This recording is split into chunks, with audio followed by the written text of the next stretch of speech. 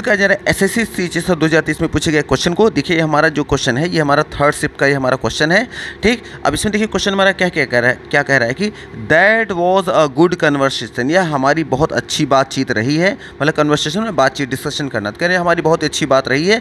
अब कह रहे हैं कि लुक फॉरवर्ड, मैं लुक फॉरवर्ड मतलब तो आगे के लिए सोचना, मैं आगे के लिए भी सोच रहा हूँ, मैं आगे के लिए भी चाह रहा हूँ टू मीट यू, आपसे मिलने के लिए, मतलब मेरी इच्छा है कि मैं आगे भी आपसे मिलूं, ठीक। अब इसमें एरर की बात करें तो एक चीज़ हमेशा याद रखिएगा, आपको बस ये याद रखना है कि जो लुकिंग फॉरवर्ड या लुक फॉरवर्ड होता है यह एक फ्रेज है, ठीक। तो लुक फॉरवर्ड के बाद टू आता है और टू के बाद याद रखिएगा लुक फॉरवर्ड, लुकिंग फॉरवर्ड जो भी होगा इसका वो टेंस के अकॉर्डिंग इसका वर्क का फॉर्म बदलता रहेगा, ठीक। तो लुक फॉरवर्ड के बाद टू आता है और टू के बाद ये याद रखना है आपको, इसके बाद हमेशा याद रखिए चूँकि ये वर्ब से बना हो, इसके बाद आएगा ऑब्जेक्ट और वो ऑब्जेक्ट या तो आएगा नाउन के रूप में, मतलब लुक फॉरवर्ड के बाद टू के बाद हमेशा नाउन आता है।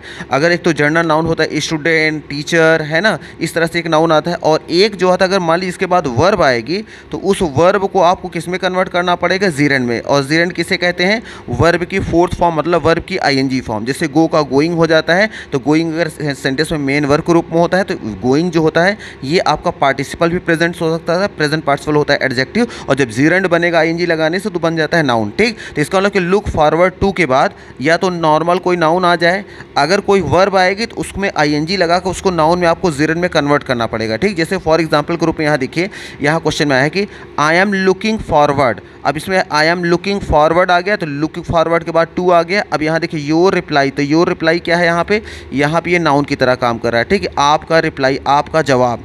फिर यहाँ देखिए ये तो नाउन आ गया, फिर कह रहा है कि आई एम लुकिंग फॉरवर्ड, मैं आगे के लिए क्या सोच रहा हूँ। अब यहाँ देखिए टू के बाद यहाँ क्या आ गया, गो। तो गो पता है मैं क्या है, वर्ब। अगर वर्ब आएगी तो टू के बाद आईएनजी लगाना पड़ेगा। जनरली आप जानते हैं कि टू के बाद वर्ब की फर्स्ट फॉर्म आता है इन्फिनिटिव बनाता है, लेकिन लुक फॉरवर्ड के बाद जब टू आता है तो अगर वर्ब आती है तो उसमें आईएनजी लगा कर उसको जीरेंड में कन्वर्ट कर दिया जाता है, ठीक। तो बस याद रखिएगा लुक फॉरवर्ड टू के बाद हमेशा क्या चाहिए, नाउन। अगर वर्ब आएगी तो वर्ब में आईएनजी लगाकर उसको जीरेंड में कन्वर्ट कर देना पड़ेगा, और जीरेंड जो होता है वो होता है एक नाउन का काम करता है, ठीक। अब यहाँ देखिए हम अपने आ जाते हैं क्वेश्चन में भी आपको ये आइडिया लग रहा होगा। देखिए थोड़ा सा कोशिश करना पड़ेगा आपको समझने के लिए।